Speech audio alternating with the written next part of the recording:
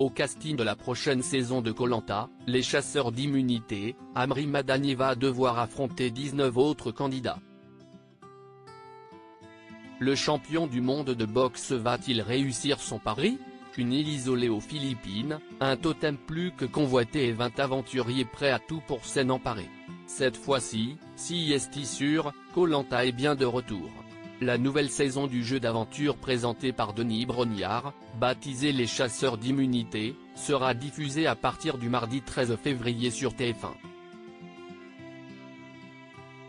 Parmi les visages que les téléspectateurs auront le plaisir de découvrir cette année, peut-être que certains reconnaîtront celui d'Amri Madani, multiple champion du monde de savate boxe française et kickboxing. S'il est aujourd'hui le gérant d'une salle de sport en Seine-Saint-Denis à l'âge de 42 ans, il a été plusieurs fois champion de France de boxe française, 2 fois champion d'Europe et 2 fois champion du monde. Koh Lanta, les chasseurs d'immunité, pourquoi Amri est surnommé le Zizou de la boxe? Lors du tournage de son portrait, Amri est revenu sur ces années durant lesquelles il était au sommet de sa gloire, quitte à se voir attribuer un surnom plus que flatteur. On m'a appelé le Zizou de la boxe parce que j'avais des qualités techniques qui étaient au-dessus de la moyenne.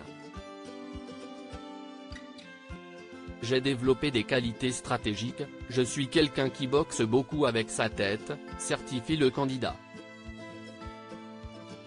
S'il a raccroché les gants à l'âge de 33 ans, il veut désormais transmettre sa passion et ses valeurs à travers la salle de sport ouverte il y a 4 ans.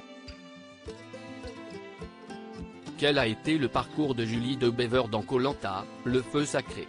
Ce n'est pas la première fois que la production de l'émission fait appel à de grands sportifs pour alimenter son casting. Lors de la précédente saison diffusée l'année dernière, Julie de Bever faisait partie des candidats prêts à en découdre dans le feu sacré. Footballeuse internationale, elle avait notamment fait partie de l'équipe de France ayant participé à la Coupe du monde de football féminin organisée en France en 2019. Lors de son passage dans le programme, Julie avait achevé son parcours dans le 16e et avant-dernier épisode de son édition.